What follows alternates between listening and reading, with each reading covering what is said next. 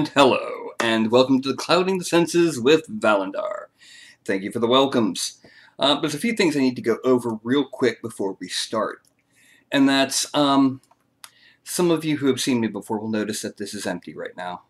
And that's because for the first portion of the show, my cats are exiled from the room, which means no kitties for right now. There will also be only kind of a minimal audience participation because the opening of each episode I'm actually going to be recording and putting up on YouTube. That's also why there will be no music for the first portion. Today I'm just going to go over what the show is going to be about. And by clouding the senses, I mean it's about aesthetics.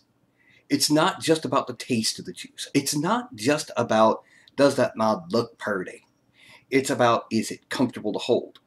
It's about, in the case of the turbo, does it sound cool? But yes, it will be about, does it look good? But we got to remember that aesthetics can't trump the function. If it doesn't vape, no matter how pretty, it's no good. It's like cars. When cars first came out, and don't worry, Catania, the kitties will come in after the intro bits here. But when cars first came out, it was a platform with a yoke to steer, wheels, a motor, and maybe a seat if the guy was lucky, because they were still working on the technology.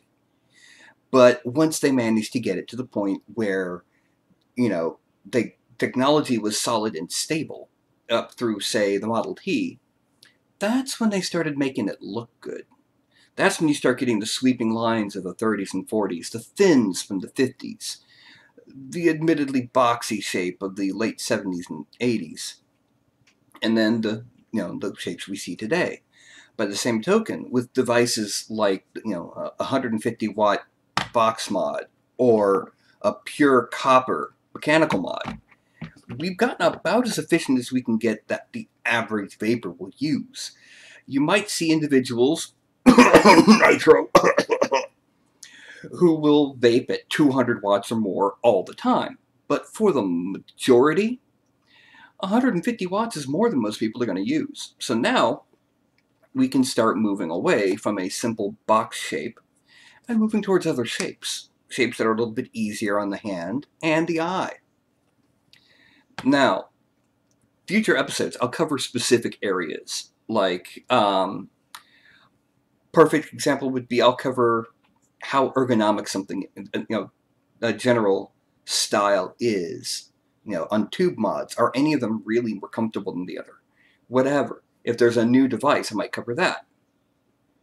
But we'll see how the aesthetics of vaping have changed from the earliest days where it was effectively an overlarge cig-alike, and how it moved in some of the earliest attempts at making something that didn't look like a cigarette.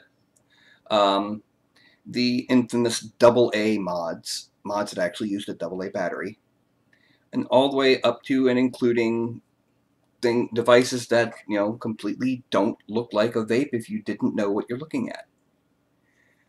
So, that being said, that is pretty much the intro piece for this episode.